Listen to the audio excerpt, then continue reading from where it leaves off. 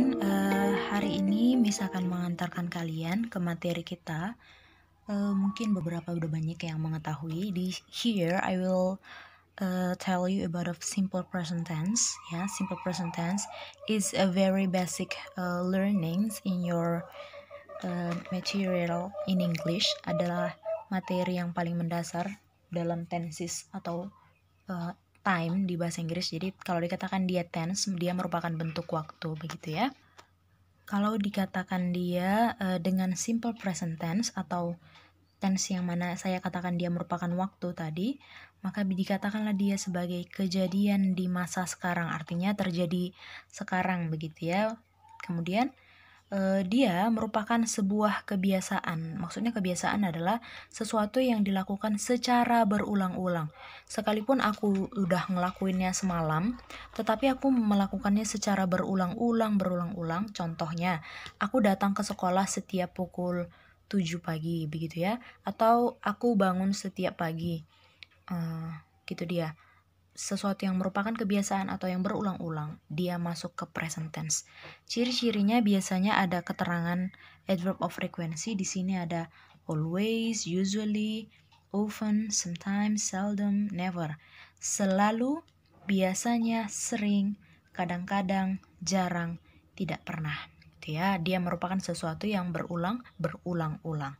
Kemudian yang ketiga ada namanya fact. Fakta atau fact. Ya, general fact atau fakta umum.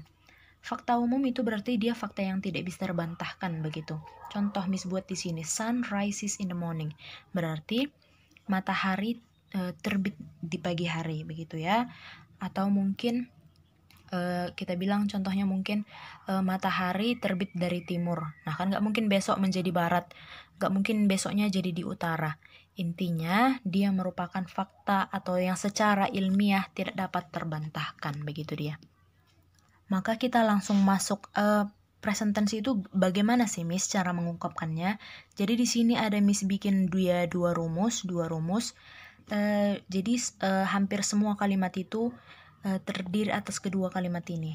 Yang pertama di sini Miss bikin namanya adalah verbal, berasal dari kata verb atau kata kerja, atau merupakan dia kata yang melakukan tindakan. Jadi kalau kalimat itu melakukan tindakan, maka dia merupakan kalimat verbal, begitu dia. Maka rumusnya Miss buat di sini adalah subject plus verb 1 s or es plus object or complement.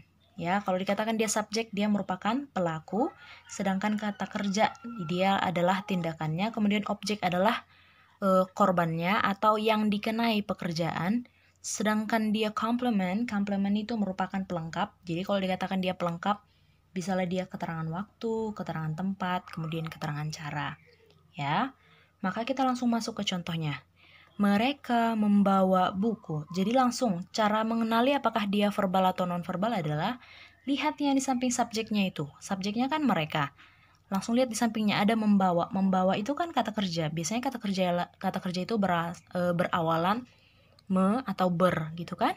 Me atau ber. Dan kalau kita cari dia di kamus, biasanya itu contoh mereka membawa buku. Kalau kita cari artinya membawa itu di kamus kita, artinya adalah to bring. To-nya hilangkan ya, maka menjadi ikuti rumusnya. Subjek mereka, maka di sini they. Membawa, langsung ikuti rumusnya. Bring, udah. Buku, ini objeknya kan? Book. They bring book. Simpel kali. Kemudian yang kedua Miss buat di sini, Siska mencuci piring, ya. Siska mencuci piring. Maka kita lihat dulu rumusnya di sini. Ada Miss bikin di sini verb 1 s or es. Miss apa maksudnya sis di situ adalah maksudnya adalah kalau ternyata subjeknya adalah orang ketiga tunggal, ya. Kalau dikatakan dia orang ketiga tunggal berarti orangnya satu, bendanya satu, nama orangnya satu, nama bendanya satu. Begitu ya. Maka dia digolongkan sebagai orang ketiga tunggal. Satu itu intinya. Maka ada di sini dia perempuan, dia laki-laki, dia benda, itu kan cuma satu. Ini juga kan begitu kan? Siska, nama bendanya nama orangnya is only one, hanya ada satu. Ya, maka dia adalah orang ketiga tunggal. Jadi kalau dia subjeknya orang ketiga tunggal, kata kerjanya wajib ditambahkan s. Dan Ingat, kalau dia ternyata kata kerjanya itu berakhiran S, SH, SS, O, dan X, CH, it means kata kerjanya itu tambahkan ES.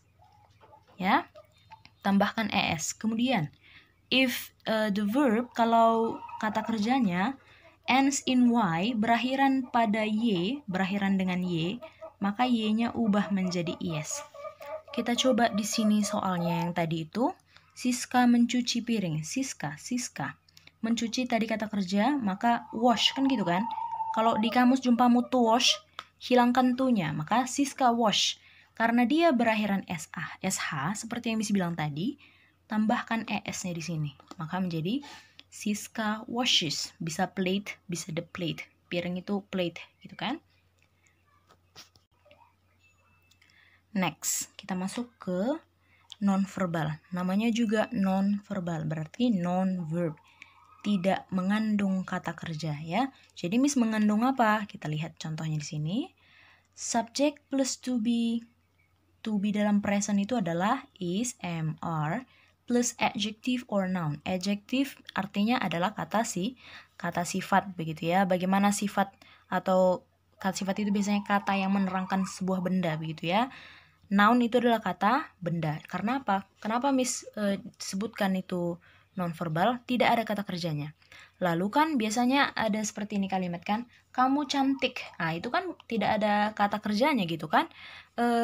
Apa saya katakan ya? Ini adalah handphone. Nah itu kan nggak ada kata kerja di sana kan. Yang ada apa? Yang ada adalah benda Miss. Nah itu adalah non-verbal. Maka sekarang Miss mau memberikan sebuah contoh. Contoh untuk nonverbal. Sini. Rini cantik sekali ya.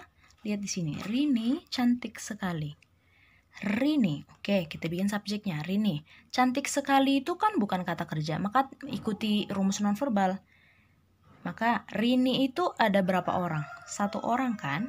Maka kita gunakan is. Maka menjadi Rini is cantik sekali. Very beautiful. Oke, sebelum sampai ke sana, Miss mau menyampaikan yang ini juga. Yang penggunaan to be tadi. To be is MR. Mungkin beberapa ada yang udah tahu. I diikuti oleh am. You diikuti oleh are. You are. We are. She, he, it menggunakan is. You menggunakan are. Tapi khusus untuk kalimat non-verbal aja ya. Jangan dia kalimat verbal tapi menggunakan is MR. Jangan. Ya, maka menjadi Rini cantik sekali. Rini is very beautiful. Itu alasannya kenapa dia pakai is gitu ya. Next, ada kata mereka malas. Mereka malas. Malas ini kan bukan kata kerja, ya kan? Dia kan bukan kata kerja, melainkan kata sifat. Maka mereka, they. Kita ikuti rumus nonverbal dong. Jadinya they itu pakai to be apa? Is, am atau are? Ya, are Miss. They are lazy gitu kan? They are lazy. Oke, Miss tambahin satu soal lagi. Ini adalah bukuku. Kita lihat di sini. Ini, oke, ini. Maka ini adalah this gitu kan? Kemudian ada kata kerja di sana? Tidak ada kata kerja. Maka kita butuh to be. Ini tuh kita anggap satu. This is handphoneku. Apanya kepemilikanku biasanya? My. This is my handphone. This is my handphone. Kemudian, nah kita lihat dulu di sini.